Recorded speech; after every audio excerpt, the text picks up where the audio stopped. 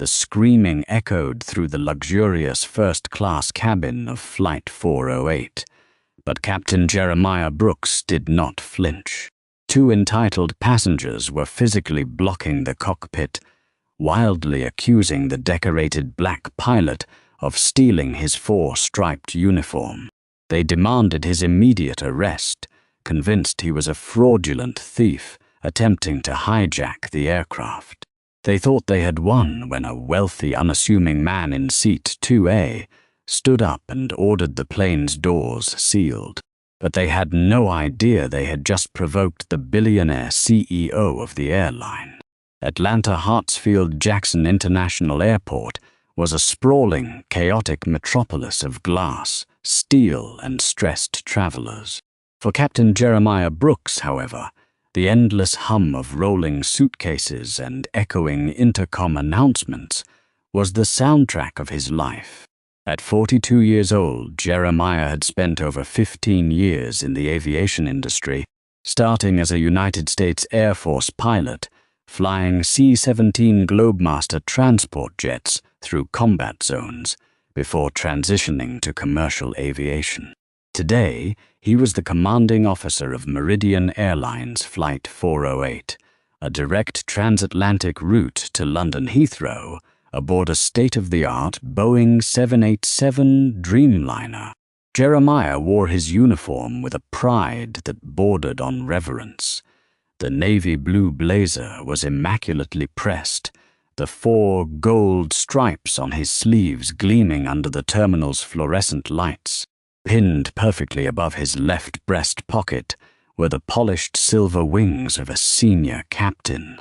Every fiber of his appearance projected authority, competence, and a hard-earned excellence.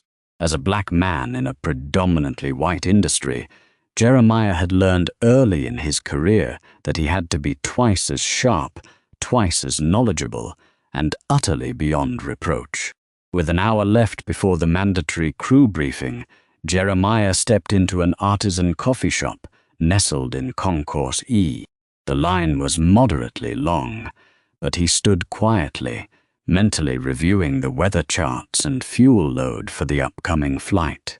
The North Atlantic tracks were showing some moderate turbulence near Greenland, and he was already formulating a plan to request a higher flight level to ensure a smooth ride for his 300 passengers.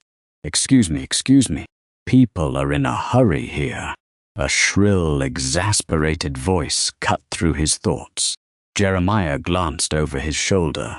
Standing immediately behind him were 2 women who looked as though they had walked out of a parody of high society entitlement. The louder of the 2, Pamela Hastings, wore oversized Gucci sunglasses indoors, a beige cashmere sweater draped over her shoulders, and a scowl that severely aged her otherwise heavily pampered face.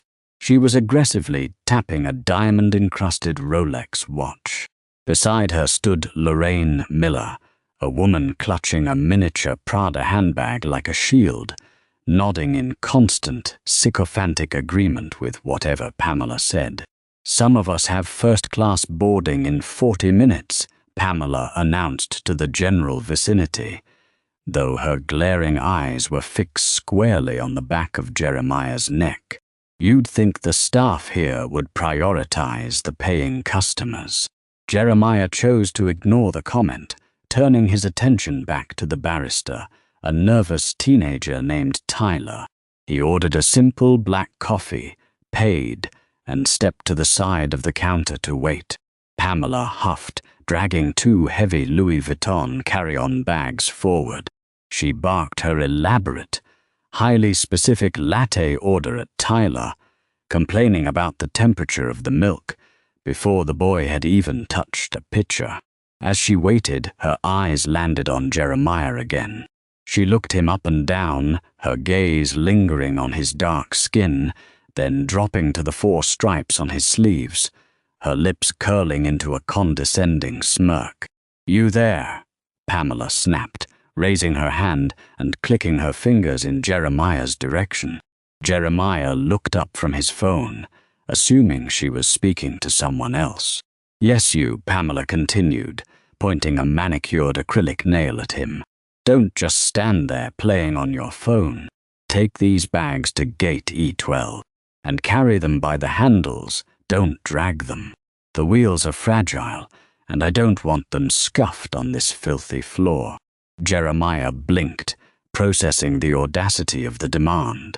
He looked at the heavy bags, then back to Pamela. He maintained a calm, steady composure, tapping into the deep well of patience he had cultivated over years of leadership. I believe you are confused, ma'am, Jeremiah said, his voice a rich, resonant baritone that naturally commanded respect. I am not a luggage porter. I am a pilot. In fact, I am the captain. Pamela let out a sharp, mocking bark of laughter, turning to Lorraine. Did you hear that, Lorraine? He says he's the captain. Lorraine giggled behind her hand. Oh, Pamela, stop it. He's just trying to get out of doing his job. Pamela turned back to Jeremiah, her eyes narrowing with malicious disbelief. Listen to me very carefully. I am a Diamond Medallion member. My husband is a senior executive in corporate finance. I know what pilots look like. You are clearly airport support staff. Did you buy that little costume jacket online to get discounts at the food court? Or did you steal it from the locker room to try and sneak into the priority lounges? The coffee shop around them went dead silent. Other passengers turned to stare, their eyes wide at the blatant, venomous racism masquerading as customer dissatisfaction. Tyler, the young barista, froze with a steaming pitcher of milk in his hand, looking terrified. Jeremiah felt a familiar, cold spike of anger in his chest, but his face remained a mask of pure professionalism. He drew himself up to his full height of 6'2", looking down at Pamela with eyes as cold as glacial ice. Ma'am, my name is Captain Jeremiah Brooks, he said, his tone devoid of anger but heavy with absolute finality. I have flown for Meridian Airlines for 10 years, and I assure you my uniform is earned. If you require assistance with your bags, I suggest you speak to the ground staff at your gate. Have a pleasant day. He picked up his black coffee from the counter, offered a polite nod to the stunned barista, and walked out of the shop. Behind him, Pamela's face flushed a violent shade of crimson. Her authority had been challenged, her worldview openly dismissed. How dare you speak to me that way? She shrieked, her voice echoing into the concourse. You haven't seen the last of me, you arrogant thief. I am going to have you fired. I'll have you arrested. Lorraine gasped, clutching Pamela's arm. Pamela, he's getting away. He's walking toward our gate. Oh, he is not getting on any plane, Pamela hissed, grabbing her Louis Vuitton bags and dragging them furiously across the tiles, entirely forgetting her previous concern for the wheels. We are finding security. That fraud is going to be in handcuffs before takeoff. Gate E12 was a hive of controlled chaos. Flight 408 to London was completely full, and passengers were crowding the boarding lanes like cattle, anxious to secure overhead bin space. At the podium, the lead gate agent, Chloe, was furiously typing into her terminal, trying to resolve a last-minute seating discrepancy. She was a seasoned professional, but even she was sweating under the pressure of a heavily overbooked transatlantic flight. Jeremiah arrived at the gate, setting his flight bag down near the jet bridge door. He greeted Chloe with a warm smile, the unpleasant encounter at the coffee shop completely compartmentalized. He was already shifting his mindset from civilian to commander, running through the pre-flight checklists in his head. Good morning, Captain Brooks, Chloe said, looking up with obvious relief. The plane is fully catered, and the first officer is already on the flight deck, running the initial system checks. We are just waiting on clearance from dispatch to begin boarding first class. Take your time, Chloe, Jeremiah replied, sipping his coffee.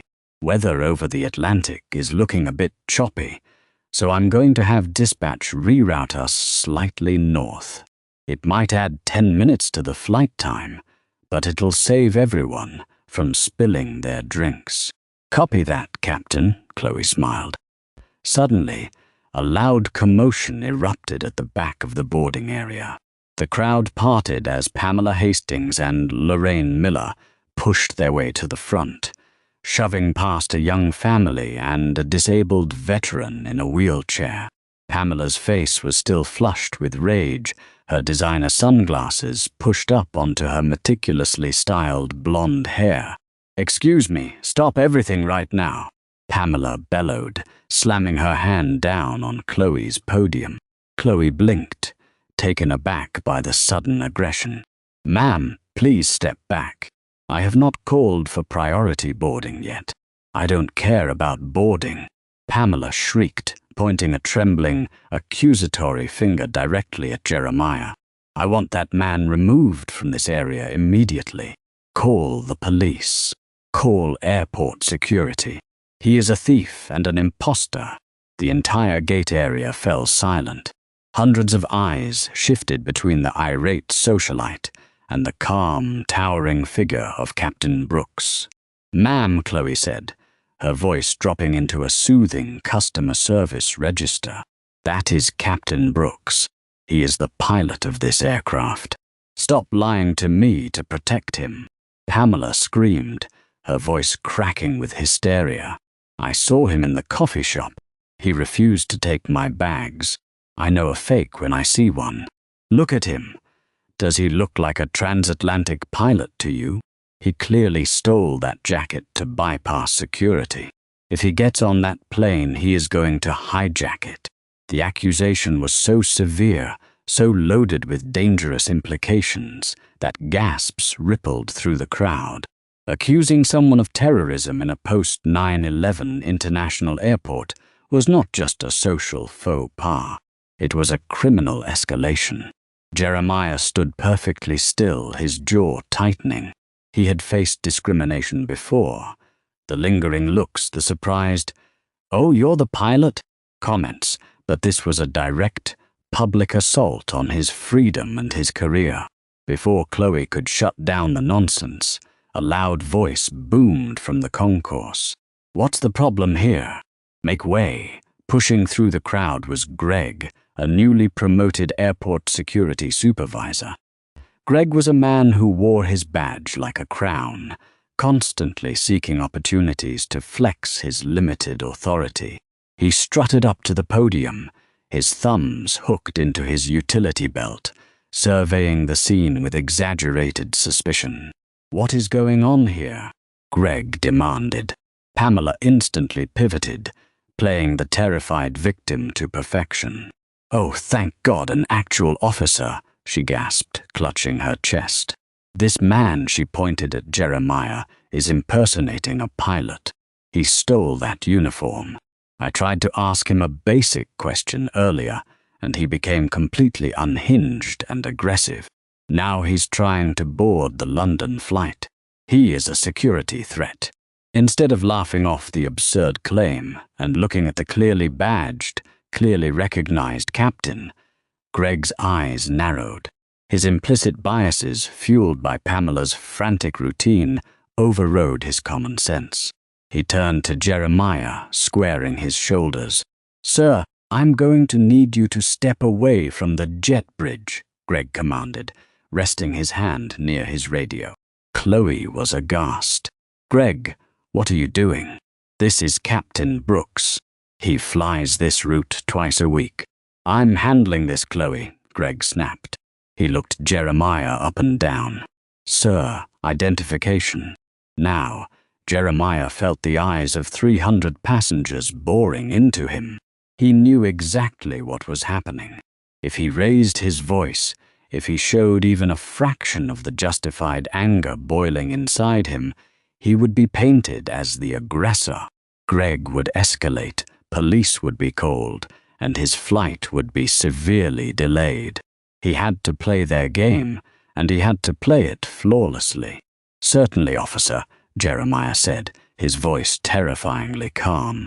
He slowly reached into his breast pocket and extracted his Meridian Airlines crew ID badge, handing it to Greg. Greg scrutinized it, frowning. Anyone can print a piece of plastic. I need your FAA credentials and a government-issued photo ID, driver's license or passport.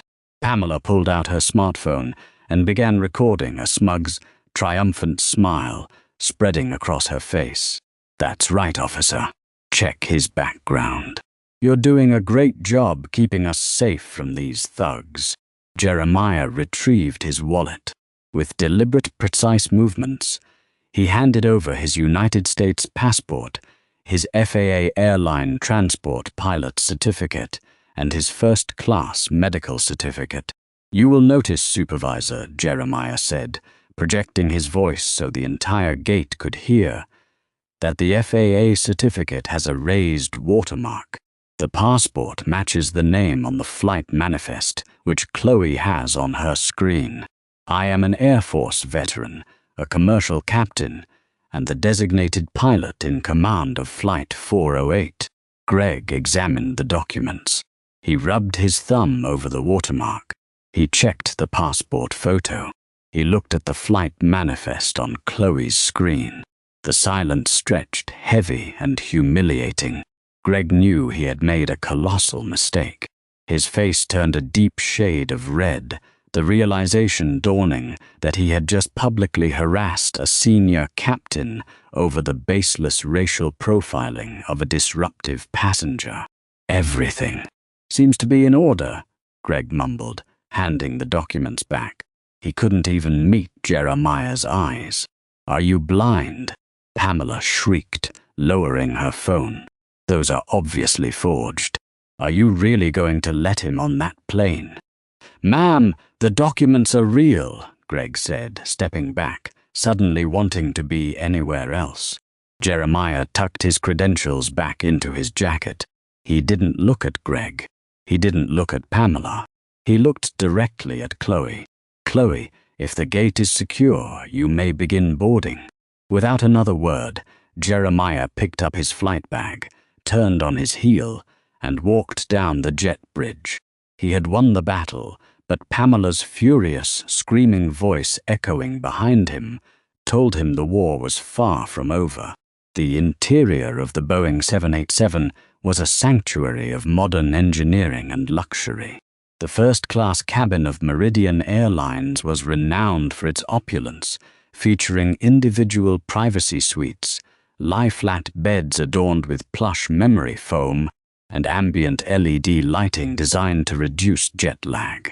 For most passengers, stepping into this cabin was the start of a relaxing, luxurious journey. Today, however, it was about to become a battleground. Because of the unprovoked interrogation at the gate, Jeremiah's usual pre-boarding window had vanished. As he walked down the jet bridge, Chloe was forced to begin the boarding process immediately behind him to avoid delaying the departure slot. Jeremiah stepped onto the aircraft, taking a deep breath of the filtered, cool cabin air. Standing at the galley was Nancy, the lead flight attendant. Nancy was a 20-year veteran of the skies, a woman who possessed the warm smile of a grandmother, but the iron-willed authority of a drill sergeant when it came to passenger safety. "Welcome aboard, Captain Brooks," Nancy smiled, pouring a welcome tray of champagne glasses. Dispatch sent over the revised flight plan. First Officer Evans has already loaded it into the flight management computer. "Thank you, Nancy," Jeremiah said, adjusting his tie. "We had a slight disruption at the gate. Keep an eye out. We might have some tense passengers in the premium cabin today." "Understood, Captain.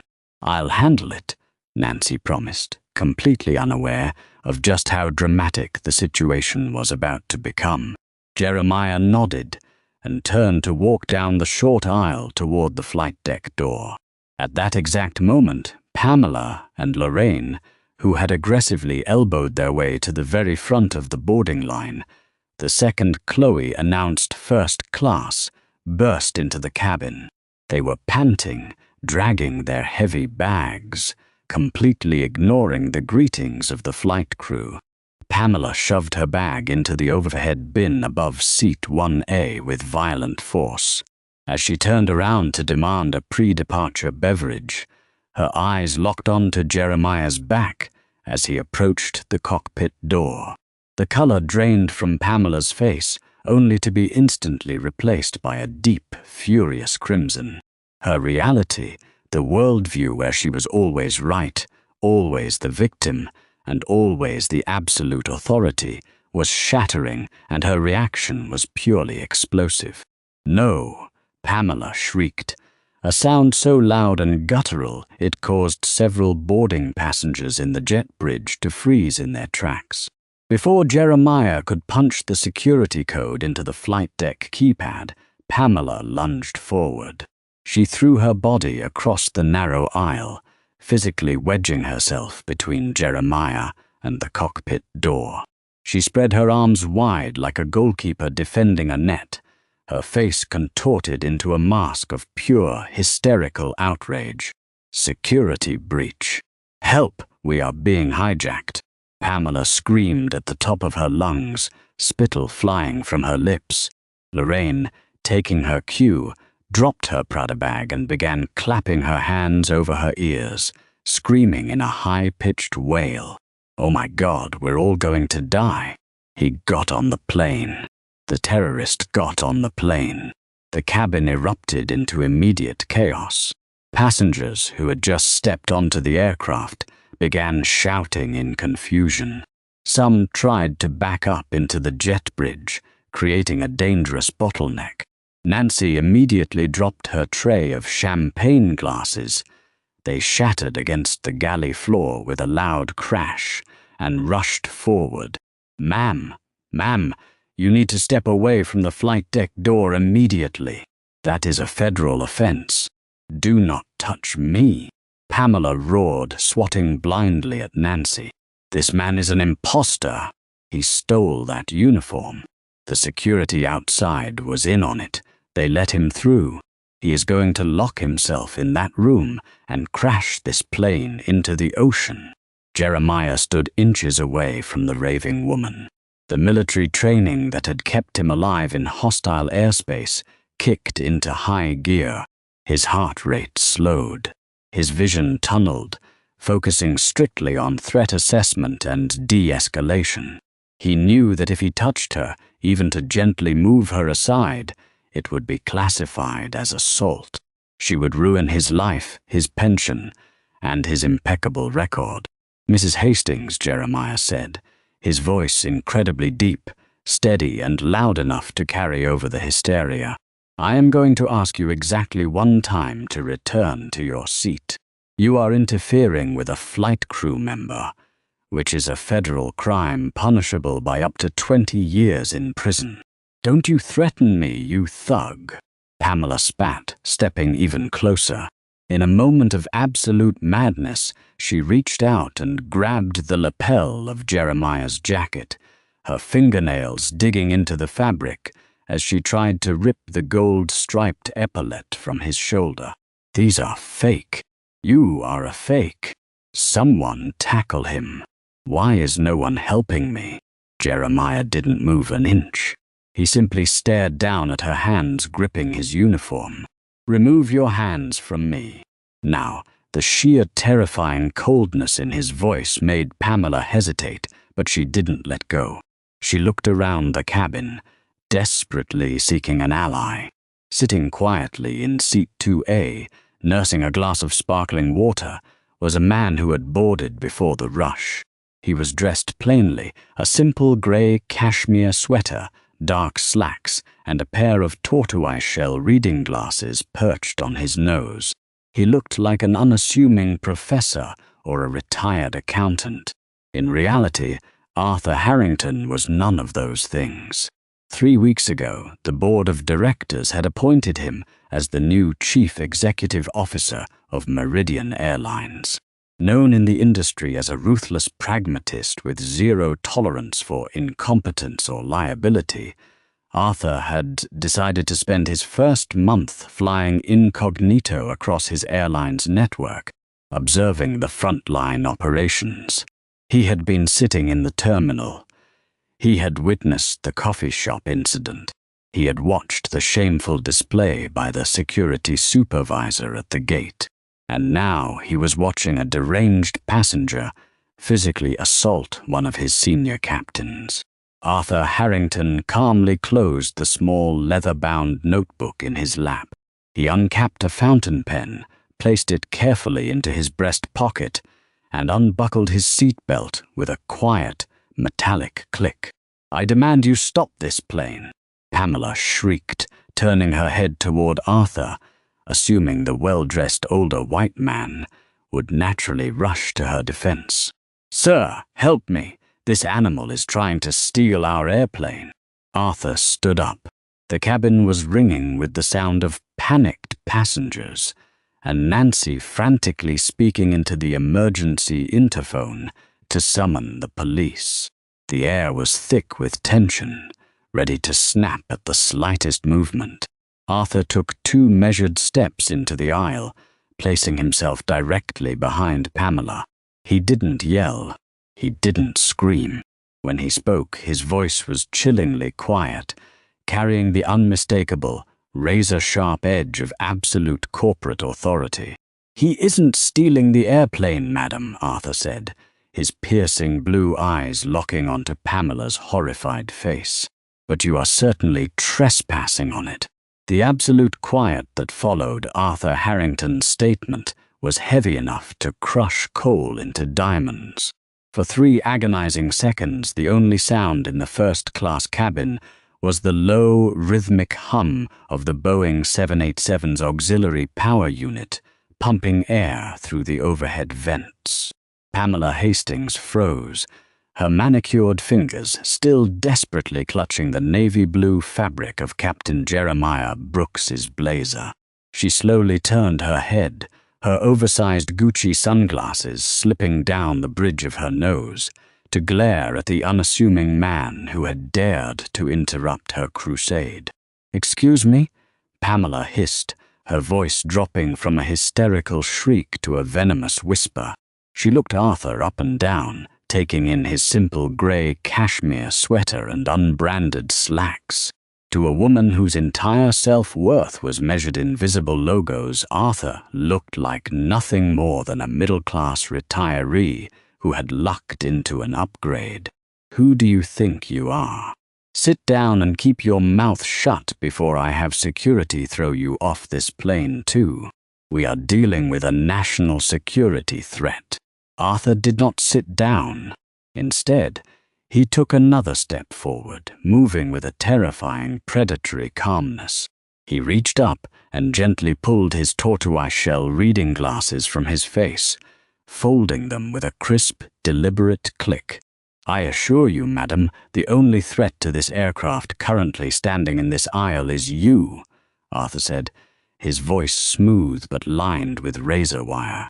He looked past her, making direct eye contact with the lead flight attendant. "Nancy, I need you to step to the main cabin door. Inform the gate agent to halt the boarding process immediately. Do not let another passenger onto this jet bridge. Then I want you to contact the airport police, not the TSA, not the terminal security contractors. I want the Port Authority Police Department heavily armed response unit at this door in exactly 3 minutes.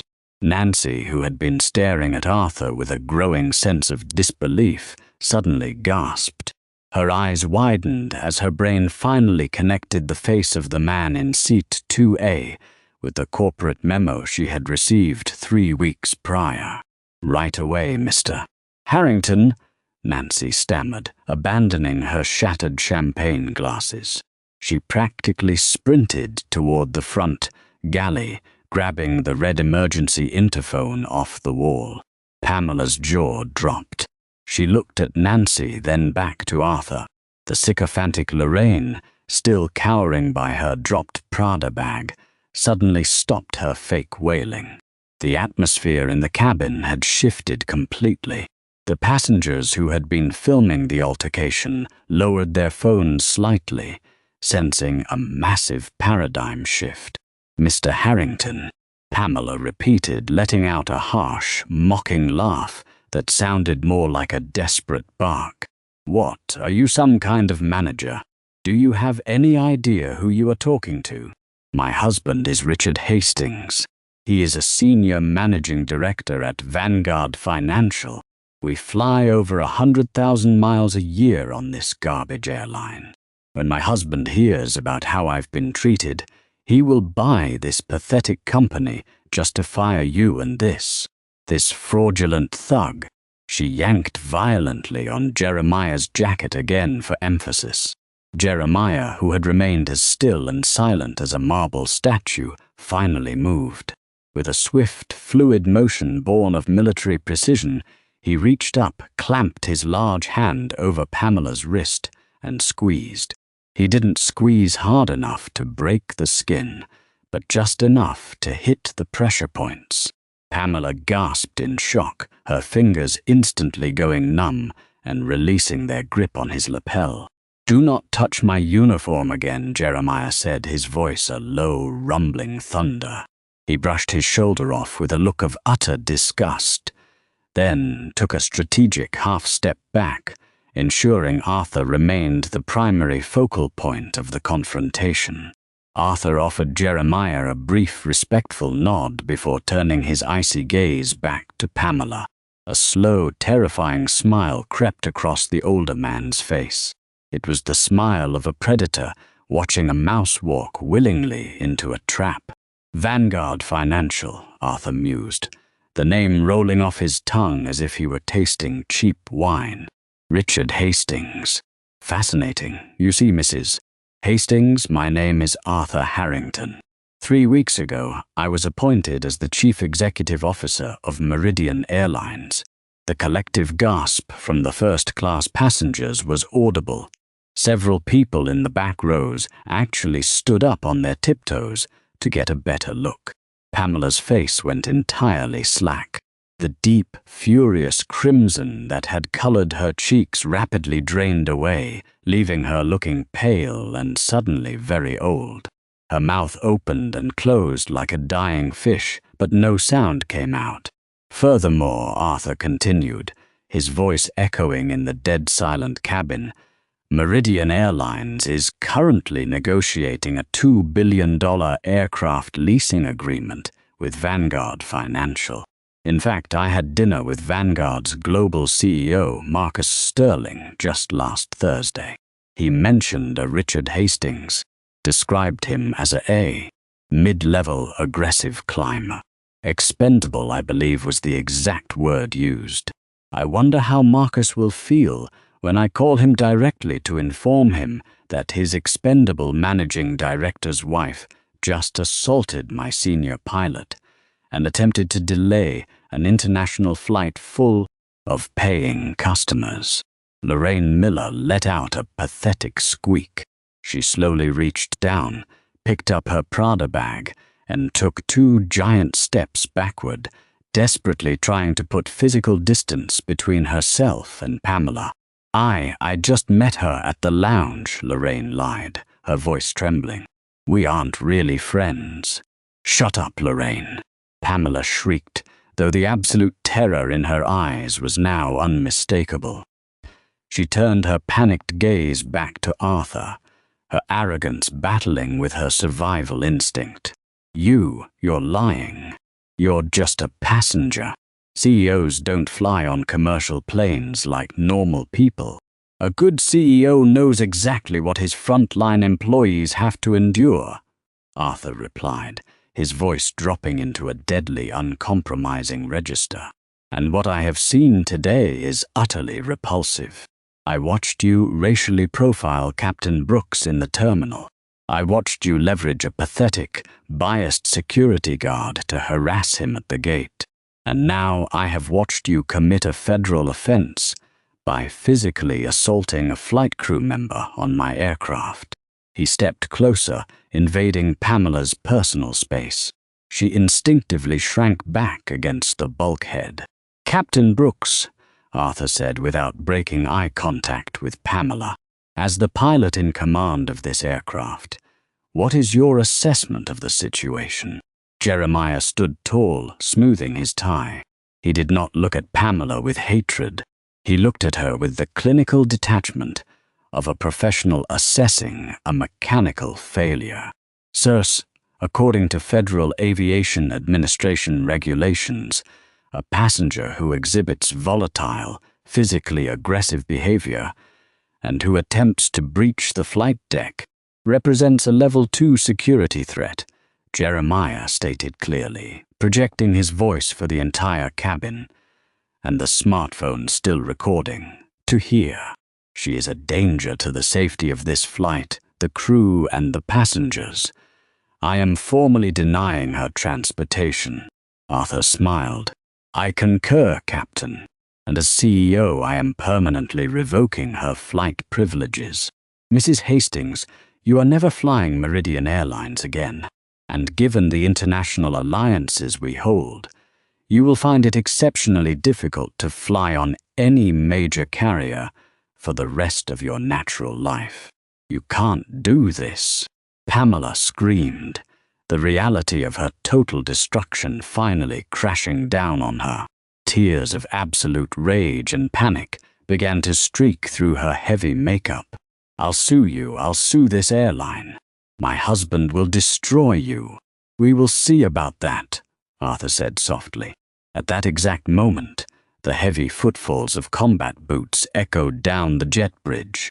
3 officers from the Port Authority Police Department burst through the forward boarding door. They were not the cheerful, polo shirt-wearing terminal security guards Pamela was used to bullying. These were heavily armed tactical officers, wearing dark Kevlar vests, utility belts bristling with equipment, and expressions of absolute unyielding authority. Police, nobody move. Who is causing the disturbance? The lead officer, a burly man with the name tag Davies, barked into the cabin. His hand was resting instinctively on the handle of his taser. Pamela, seeing the uniforms, immediately reverted to the only defensive strategy she knew. She threw herself toward Officer Davies, bursting into theatrical, sobbing tears. "Officers, thank God!" she wailed, pointing a shaking finger at Arthur and Jeremiah. "These men are attacking me. That black man is an imposter. He's trying to hijack the plane. And this old man is threatening my life. Arrest them right now." Officer Davies frowned, looking from the sobbing, diamond-draped woman to the towering, perfectly uniformed airline captain, and then to the calm, wealthy-looking man standing beside him. "Ma'am, step back and lower your voice," Davies commanded, completely immune to her theatrics. He looked directly at Jeremiah. "Captain, we got a panic call from your flight attendant regarding an attempted cockpit breach." "That is correct, officer," Jeremiah said, his voice the epitome of calm. "This passenger, Pamela Hastings, bypassed the flight crew, physically blocked access to the flight deck, and grabbed me by my uniform in an attempt to pull me to the ground. She has repeatedly made terrorist accusations and severely delayed the operation of this aircraft." "He's lying," Pamela screamed, stomping her foot like a petulant toddler. "He's not a real pilot. Look at him, ask to see his ID." Arthur Harrington stepped forward, reaching into his back pocket and producing a sleek, solid black titanium card. He handed it to Officer Davies. "I am Arthur Harrington, Chief Executive Officer of Meridian Airlines," Arthur said clearly. "I am a direct eyewitness to the entire event. Captain Brooks has already been verified by federal flight documents at the gate. This woman is racially profiling my senior pilot and has committed battery against him. Furthermore, we have over a dozen passengers in this cabin who have recorded the assault on their cellular devices." Officer Davies looked at the titanium corporate ID card, his eyebrows shooting up to his hairline. He handed the card back with a sharp nod of respect. "Understood, Mr. Harrington. Captain Brooks, do you wish to press federal charges for interference with a flight crew?" "I do," Jeremiah said, without a microsecond of hesitation. "No, no, no, no," Pamela shrieked, backing away as Officer Davies and his two partners advanced on her. "You can't arrest me. I am a diamond medallion. I have first-class tickets. I need to call my husband. Let me call Richard."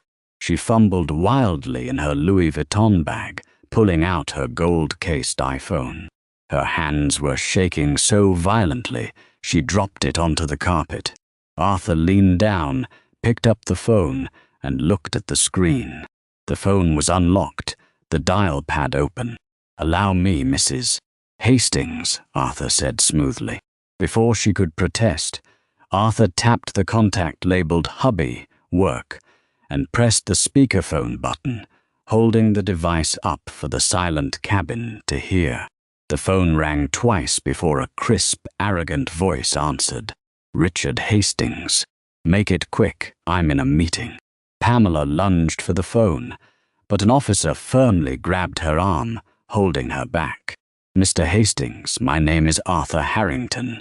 I am the CEO of Meridian Airlines," Arthur said, his voice projecting crystal clear through the cabin. There was a sudden, heavy pause on the other end of the line. The arrogance in Richard's voice vanished instantly, replaced by a nervous, confused stammer. "Harrington. The CEO, sir, What an unexpected honor. We are so excited about the leasing contract negotiations next week. How can I help you, sir?" "The contract is dead, Richard," Arthur said bluntly.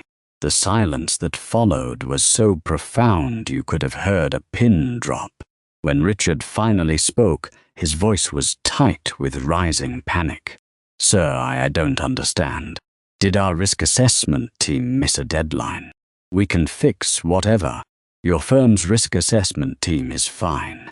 Your risk assessment regarding your wife, however, is a catastrophic failure," Arthur interrupted. "I am currently standing in the first-class cabin of my flagship Boeing 787 in Atlanta. Your wife, Pamela, is screaming beside me. Over the last 20 minutes, she has racially harassed my senior captain, accused him of being a terrorist, and physically assaulted him while trying to breach the cockpit door. She is currently being arrested by federal police."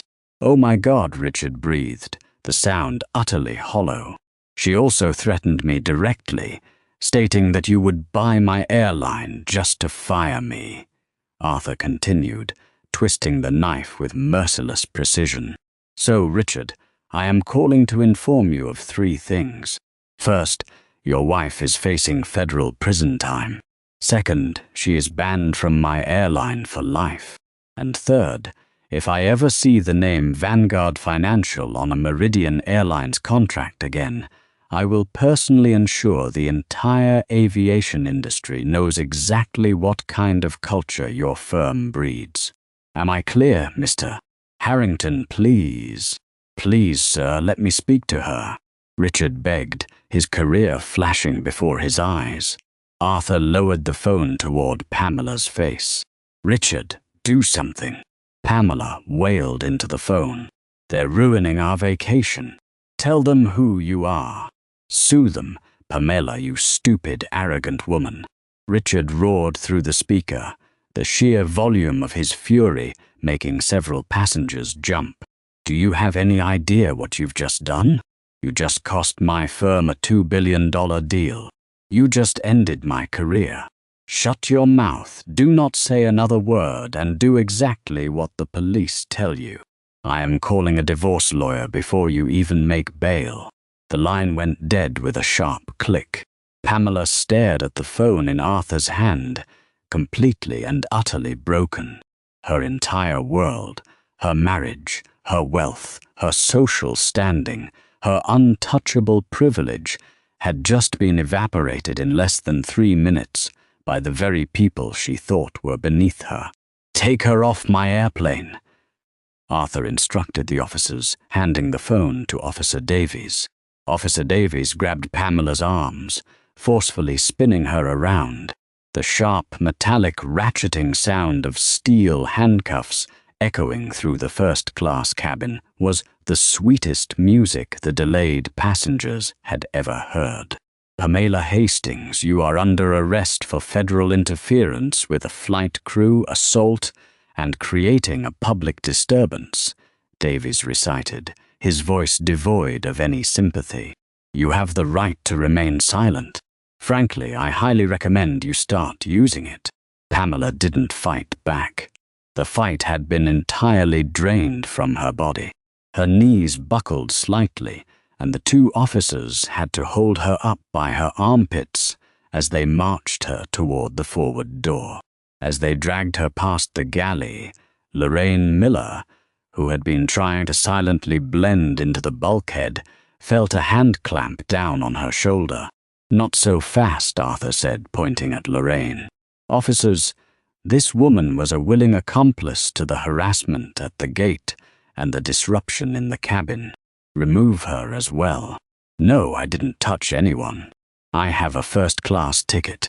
Lorraine shrieked, her Prada bag slipping from her grasp as a third officer grabbed her wrist.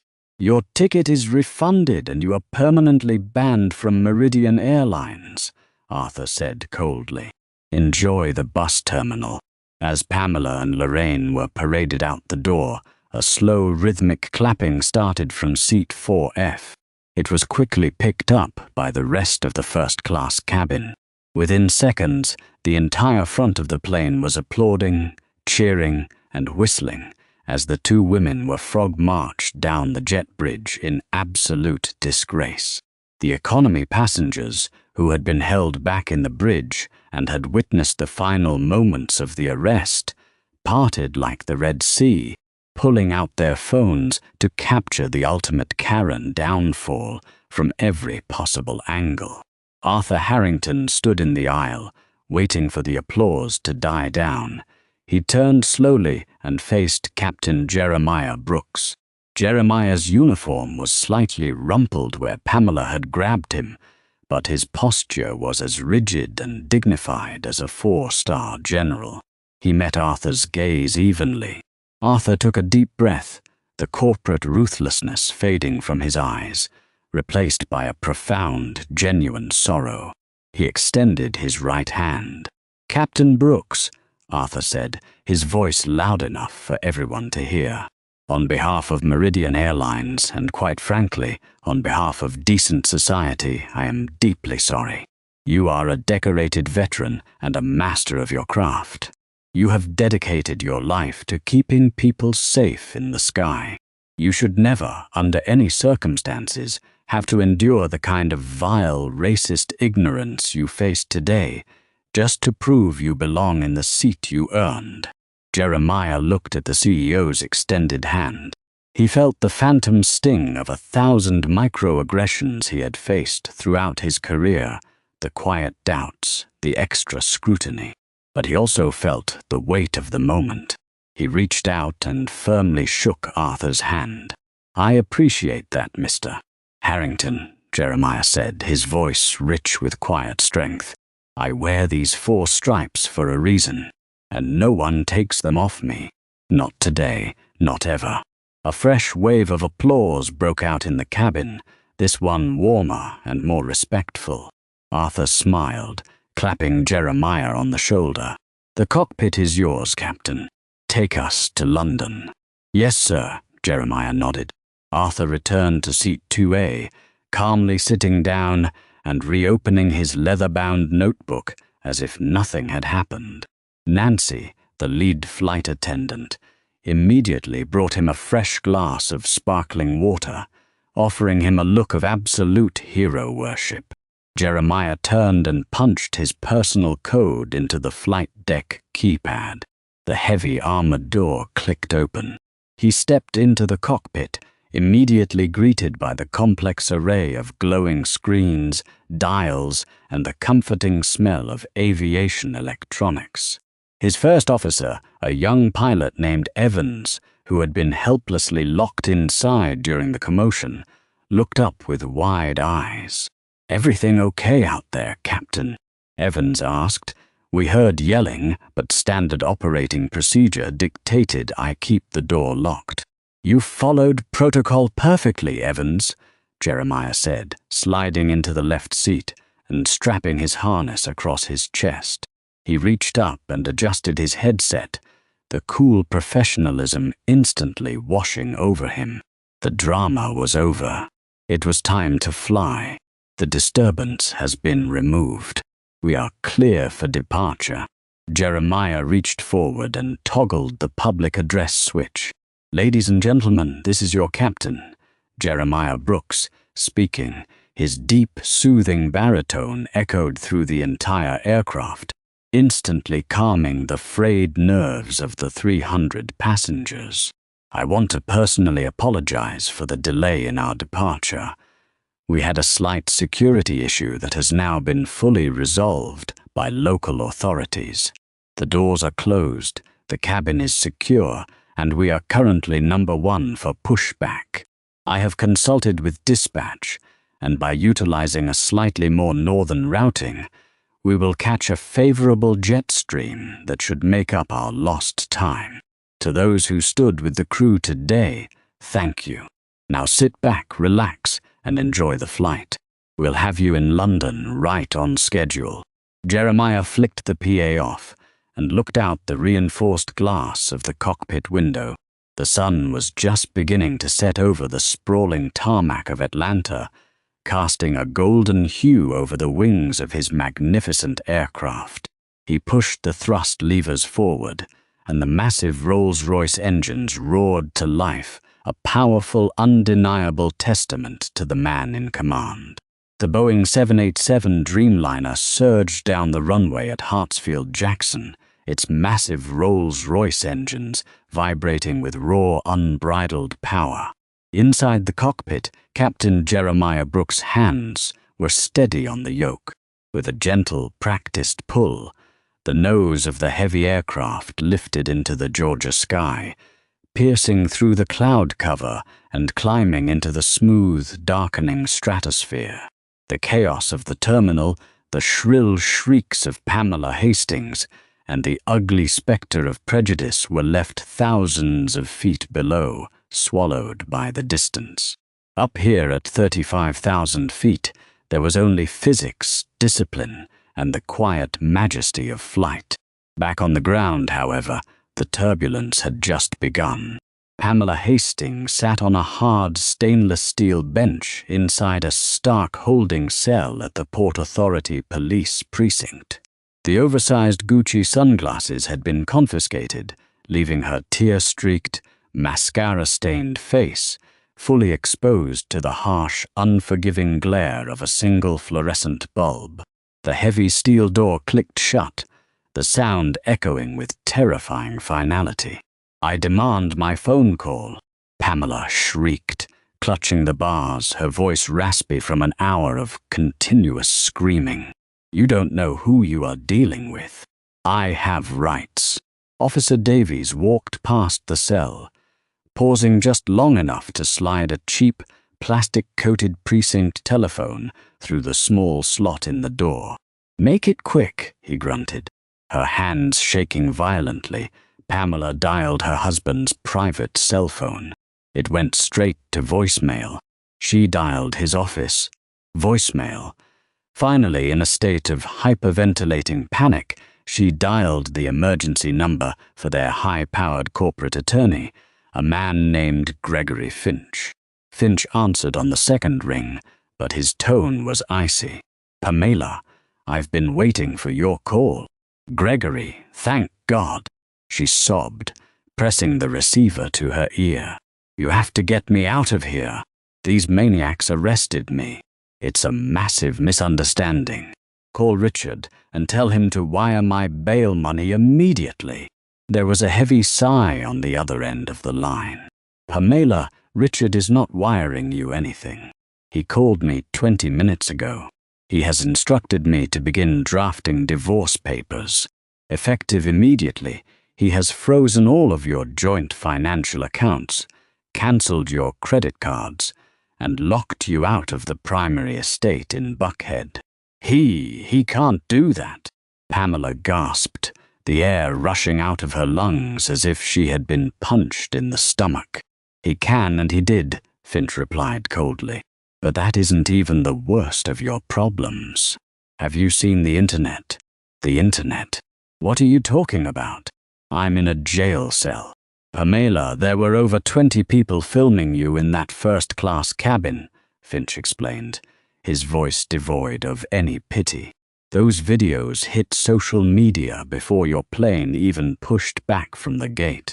You have been identified by internet sleuths. Your name, your address, and Richard's position at Vanguard Financial are currently trending worldwide under the hashtag #FirstClassKaren. You have over 40 million views across 3 platforms. Pamela's knees gave out. She slid down the wall, the phone dangling from its cord. The consequences of her viral explosion were catastrophic. Within 2 hours of the video surfacing, the public relations department at Vanguard Financial went into full meltdown. The optics of one of their senior managing directors being married to a woman caught violently hurling racist abuse at a black pilot were deeply toxic. To make matters worse, Arthur Harrington's threat had not been an empty one. Meridian Airlines released a brief, heavily lawyered midnight statement confirming that they were indefinitely halting all leasing negotiations with Vanguard Financial due to a fundamental misalignment of corporate values. By 2 a.m., Richard Hastings received an urgent email from Vanguard's board of directors. He wasn't just losing the $2 billion deal, he was losing his job. He was unceremoniously terminated with a severely reduced severance package, his career collateral damage in his wife's theater of entitlement. In her desperate attempt to assert her superiority, Pamela had successfully annihilated both of their lives. 2 cells down, Lorraine Miller sat curled in a fetal position, sobbing uncontrollably. She had tried to leverage her minor social connection to Pamela for a few perks in the departure lounge. Now she was facing federal misdemeanor charges, her face plastered all over the news as the cowardly sidekick to the most hated woman in America. High above the Atlantic Ocean, the cabin of Flight 408 was a sanctuary of peace. The ambient LED lighting had shifted to a deep, calming indigo to promote sleep. In seat 2A, Arthur Harrington sat illuminated by the soft glow of his laptop screen. He was typing a company-wide memo that would be waiting in the inbox of every Meridian Airlines employee by morning. It outlined a zero-tolerance policy for passenger abuse toward staff, specifically highlighting the company's unwavering support for its diverse flight crews. Arthur was establishing a legal strike team within the airline, fully funded to pursue civil damages against any passenger who physically assaulted an employee. He was changing the culture of the industry, starting with his own airline. Hours passed. The deep black of the night slowly gave way to the soft, bruised purple of the morning sky over the United Kingdom. London approach, Meridian 408 heavy, descending to flight level 200. Captain Brooks spoke into his headset, his voice calm, rested, and in absolute control. Meridian 408 heavy, London approach, good morning. Cleared for the ILS approach to runway 27 right, the British air traffic controller replied warmly. The descent was flawless. Jeremiah guided the massive Boeing 787 through the morning mist with the delicate touch of a master artist. As the landing gear kissed the tarmac at London Heathrow, bringing the 300-ton machine to a smooth, roaring halt, the entire main cabin erupted into a spontaneous round of applause. It was a sound Jeremiah had heard many times before, but today it carried a different, much deeper resonance. As the passengers began to disembark into the bustling London terminal, Arthur Harrington stopped at the open door of the flight deck. Jeremiah was powering down the navigation screens, his uniform still impeccable. "A beautiful landing, Captain Brooks," Arthur said, leaning against the doorframe. "Smooth as glass." Jeremiah turned and smiled, the exhaustion of the long flight hidden behind a deep sense of profound satisfaction. "Just doing my job, Mr. Harrington, and you do it better than anyone." Arthur nodded respectfully. "Take a few days off in London. Enjoy the city. It's on the company.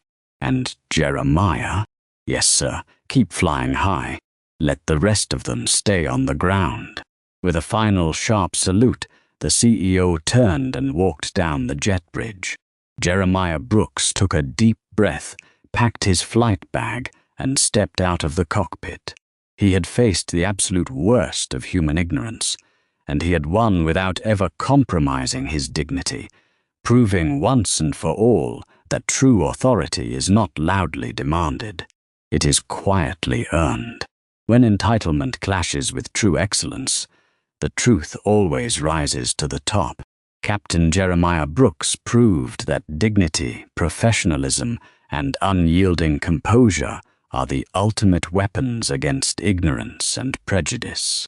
Pamela Hastings thought her wealth made her untouchable, but she quickly learned that no amount of money can buy class or save you from the consequences of your own hateful actions. The skies are a little friendlier today because one man refused to be grounded by racism. If you loved this dramatic story of instant karma and absolute justice, please hit that like button, share this video with your friends, and subscribe to the channel for more incredible real-life stories. See you in the next one.